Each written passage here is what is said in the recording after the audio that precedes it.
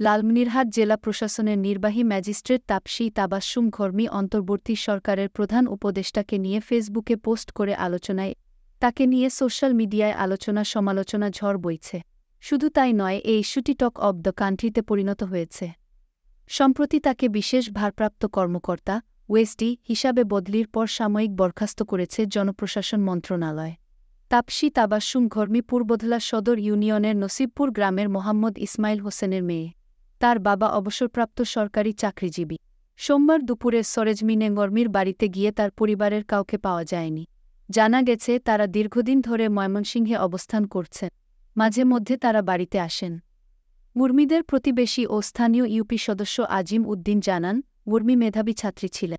তিনি শাহজালাল বিজ্ঞান প্রযুক্তি বিশ্ববিদ্যালয় থেকে কম্পিউটার সায়েন্স অ্যান্ড ইঞ্জিনিয়ারিং বিষয়ে পড়ালেখা শেষ করে ২০২২ সালে সরকারি চাকরিতে যোগ দেন। ২ বোন ও ১ ভাইয়ের মধ্যে মুরমি বড়। ছোট ভাই জার্মানির একটি বিশ্ববিদ্যালয়ে পড়ালেখা করছে। বাবা দীর্ঘদিন ময়মনসিংহ আনন্দমোহন সরকারি কলেজসহ বিভিন্ন প্রতিষ্ঠানে শিক্ষকতা।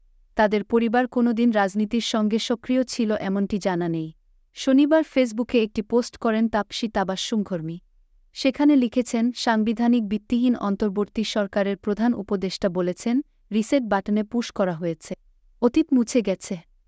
রিসেট বাটনে ক্লিক করে দেশের সব অতীত ইতিহাস মুছে ফেলেছেন তিনি। এতই সহজ। কাউন্টডাউন শুরু হয়ে গেছে আপনার, মহাশয়। এরপর থেকেই সমালোচনায় মুখে পড়েন ঘরমি। এর পরিপ্রেক্ষিতে তাকে রোববার ওয়েস্টি করে জনপ্রশাসন মন্ত্রণালয়ে বদলি করা হয়। পরে সোমবার তাকে সাময়িক বরখাস্ত করে জনপ্রশাসন মন্ত্রণালয়। এ বিষয়ে ঘরমি সাংবাদিকদের বলেন, আমি ফেসবুকে পোস্ট দিয়েছি, এটাই তো যথেষ্ট।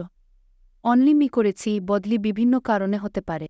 এর জন্য যদি আমার চাকরি চলে যায়, সমস্যা নেই। আমাদের জাতির পিতা বঙ্গবন্ধু, এটা মীমাংসিত সত্য। রিসেট বাটন মুছে ফেলে অতীত মুছে ফেলা, এর মানে কি?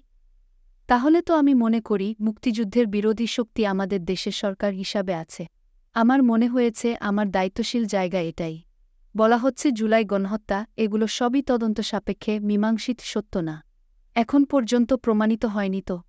লালমনিরহাট জেলা প্রশাসক এইচ.এম. রকিব হায়দার বলেন, এই ঘটনায় তাকে প্রথমে ওয়েস্টি করে জনপ্রশাসন মন্ত্রণালয়ে বদলি করা হয়। পরে সাময়িক বরখাস্ত করে জনপ্রশাসন মন্ত্রণালয়।